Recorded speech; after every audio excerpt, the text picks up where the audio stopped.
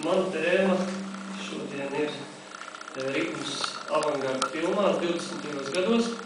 Diemžēl tā nav tēma, kas varbūt skar tiešā veidā Latviju, bet es domāju, ka vismaz tie darbi, ko mēs redzējām pirms brīža, kaut kādā veidā ar tādu vēsturisku novēlojumu reflektē principā par to tēmu, ko es mēģināšu mazliet pastāstīt. Man ļoti tīkama ir definīcija, ko 20. gadsimta sākumā tieši attiecībā uz avangardistiem izteica franču kino kritiķis Leons Musinaks, kurš teica, ka ritms vai nāve, tad principā kino var tikai izvēlēties vai nu mirt un nepastāvēt, vai nu tomēr būt ritmisks. Un šī ideja kaut kādā ziņā izrietēja no tādas vispār tās sākotnējās kino problemātikas, kas bija šiem cilvēkiem, kas centās atrisināt kaut kādu kino uzdevumu vai kino mākslas iespējamību būt mākslai. Tad šī problēma, ko savā ziņā tādā teorētiskā līmenī attaisnoja Henri Bergsona izvirzītā analoģija starp kino aparātu un apziņu, ka viņš lietoja šo tādu kā ideju, viņš izvirzīja ideju par to, ka domas ir statiskas un tātad apziņa viņas kaut kādā veidā iekustina, un to mēs saucam par domāšanu, un tā ir tātad šī kustība, ir šī domāšana, un tāpatās arī kino aparātu, ka mēs lietojam kaut kādas statiskas vienības, un tas aparāts ir tas, kas viņas iekustina. Tātad viņas kaut kādā veidā ritmizē. Un avangarda, avangarda pirmie kino veidotāji šo ideju pārņēma un kaut kādā veidā mēģināja interpretēt. Un tā rezultātā, principā, vismaz manā izpratnē var nošķirt tādus 3 virzienus, 3 diezgan konkrētus virzienus, kuri turklāt ir arī tādi pēctecīgi, viens no otra kaut kā attīstās, un arī savā veidā raksturo to, kā ritms tika izmantots avangarda filmās. Varbūt es palaidīšu vienkārši, ja mēs varam pēc skaņas, jo vajadzētu saprast, ka es rādīšu 3 fragmentus no 3 filmām, un tātad, vajag saprast, ka viņi pamatā ir domāti kā fragmenti bez skaņas, kaut arī viņus atsevišķos gadījumos atskaņoja ar skaņu. Šeit, mūsdienu versijās, viņiem visiem ir mūzika uzkomponēta. Un tātad tas pirmais, par ko būtu jārunā, ir virziens, kas attīstījās Vācijā, bet kuram arī ir zināmas blaknes Francijā, un tas ir saucamais absolūtais vai totālais vai tīrais kino. Tur versijas, kā to nosaukt, dažādas.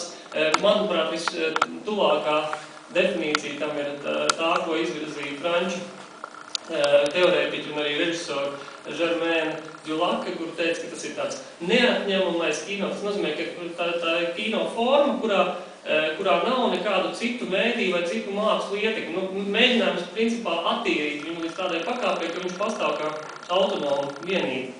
Tātad šeit būs redzama Hansa Richtera, kurš ir vācu, tā teikt, šīs daļas pārstāvis viņa darbs, kurš principā viņu var uzskatīt par šī absolūtā kino tādu tā kā pamatdarbu, ritms 21, darbs, ko viņš izveidoja atbilstoši ir gan mitoloģijas, ka tas varētu arī nebūt noticis 21. gadā, jo viņš visus savus ritmu filmus apzīmē ar gadu, kurā mēs varam laist. Galvenais, lai nebūtu skaņa, un es turpināšu runāt, lai tā kā tas notika paralēli, un diezvēl cilvēkiem tas pārāk interesēs,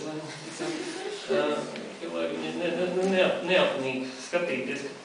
Un tad šie ritmi tika apzīmēti ar gadskaitļiem, bet ir aizdoms, ka Richters ir mazliet modificējis šos skaitļus, un patiesībā tas, kas ir ritms 21, kas īstenībā ir šī vistīrākais viņa darbs, ka patiesībā ir tikai izveidots vēlākos gados, iespējams pat 25. Bet tās ir tādā bauma līmenī. Un tātad, ar ko šis darbs ir iezīmīgs? Viņš ir iezīmīgs ar to, ka mēs nonākam līdz tīrām formām, principā tikai baltiem, melniem, taisnstūriem, kvadrātiem, kas savā veidā kustās. Un tad šis pirmais ritmu izmantojums, viņš kaut kādā veidā tiek reducēts līdz tam pašam, viņu var saukt par tādam ģeometriskam līmenim, ja, kurš ir iespējams kaut pat, nezinu, kāds nosaukt par platonisku, ja, ka tas ritms atbilst tai ģeometrijai. Tas nozīmē, ka tas ir tikai, viņš ir paredzēts, lai parādītu kustības iespēju filmā, un otru plānu izmērs vai dziļumu. Filmu dziļumu. Tad redzat, ka, teiksim, atsevišķi taisnstūri iedziļinās, viņi tuvojās, ja, un šī kino ilūzija, ja, ir arī tas, kāpēc vispār, teiksim, Rīgspēks izmanto kaut kādu šo atsevišķo, es nezinu, tie varētu kādam atgādināt kaut kāds Maļēviča darbus, kuri vienkārši ir iekustināti. Tātad, šajā pirmajā primitīvajā pakāpē, šis ritms kalpo šim ģeometrijas, ja tīrās formas uzdevumam.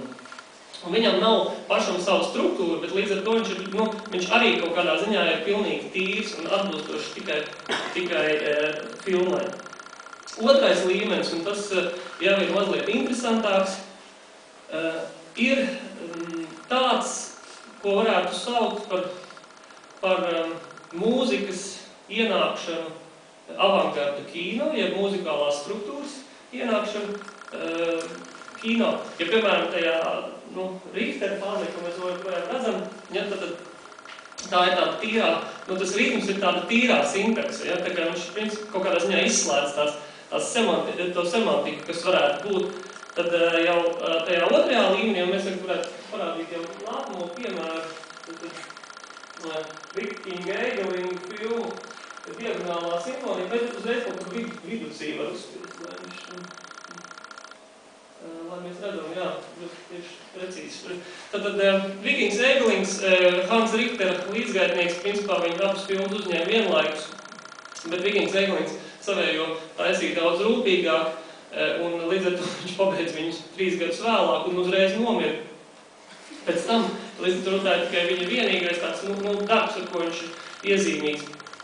Un Vikings Eigelings, tāpēc, jūs redzat, pirmkārtām pati forma, ja, ir kļuvusi daudz sarežģītāk. Viņai parādās kaut kāds mitoloģisks vai hieroglifisks saturs, un arī ritms, kādā veidā viņa parādās, tā vairs nav tikai tāda izmēru maiņa vai kustība, ja, bet šeit parādās jau kaut kādi laika ietvarā kaut kādi garumi, atsevišķas vienības parādās, atsevišķas pazūd, dažas to dara ilgāk, dažas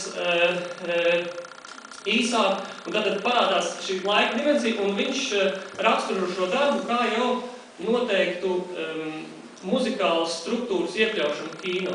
Tāpēc arī filmas saucās Diagonālā simfonija, viņš absolūti noliedza iespēju, ka šo filmu var rādīt ar jebkādu skaņu, tāpēc, ka šai muzikālajai sajūtai skatītājā ir jārodās skatoties šo darbu, nevis viņu klausoties, un tas nozīmē, ka mums ir kaut kādā veidā tāda sinestētiska sajūta jārada, ka mēs no kaut kāda, no viena mēdīja, no šī vizuālā mēdīja mēs uztveram iespējams kaut kādu skaņu paši sevi.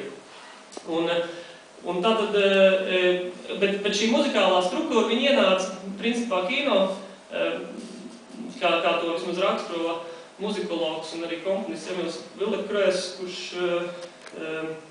kurš to raksturo kā, ka tā ir bijusi, franču impresionismu ietekme, pamatā Debussy, kurš kaut kādā veidā arī savā mūzikā atkal gribēja attēlot šo realitāti un dabu varbūt, tad it kā šeit notiek kāds pretējs process, ka tiek ņemta mūzika un iekļauta šajā kino struktūrā.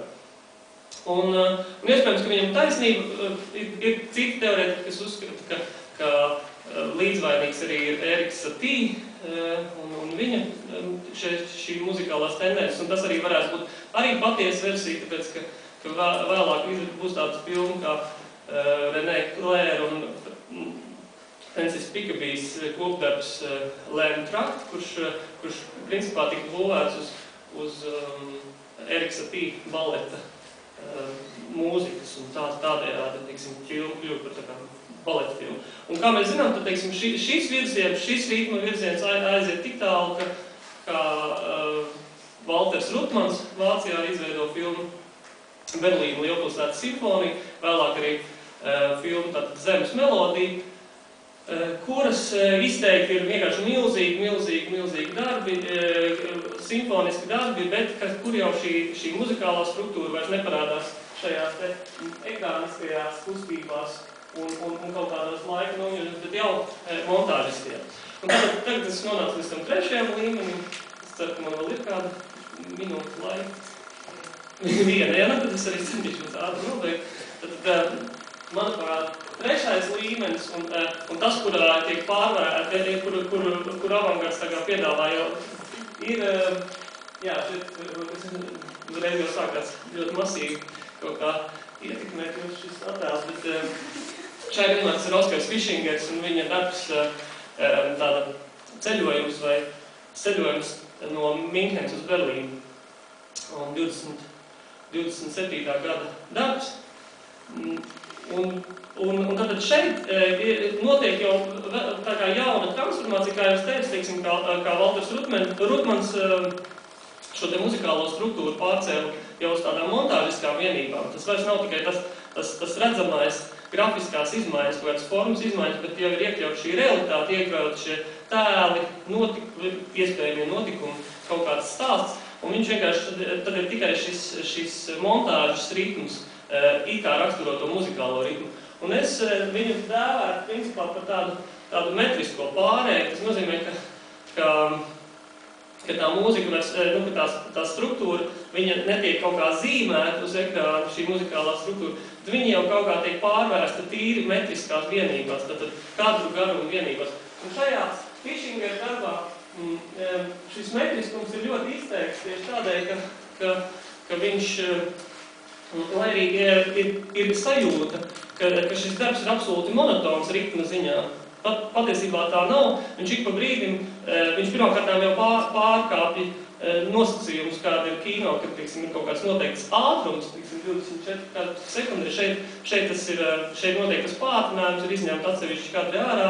Un turklāt ik pa brīdim tiek iekļauts nelielas vienības, kas maina ritmu, pagarina šīs te redzamās metriskās vienības un tātad veido kaut kādu jaunu emociju.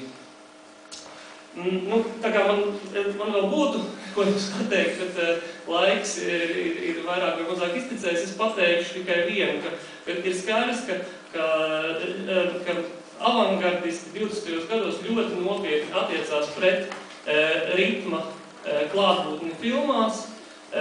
Principā, ja mēs šobrīd domājam par to, ko nozīmē filmas montāža, ko nozīmē filmas ritma radīšana mūsdienās, tad tā ir kaut kādā veidā visu laiku attiekšanās pret šo tradīciju, tāpēc, ka nozīmīgākie ritmiskie risinājumi montāžai, piemēram, ir radušies tieši šajā periodā. Viens no, man liekas, visiem zināmajiem piemēriem ir Sergejs Eizenšteins ar savām montāžas teorijām, kur viņš tieši šo ritmisko elementu ļoti nopietni teorētiski apspriež un arī, principā, izmanto savos darbos.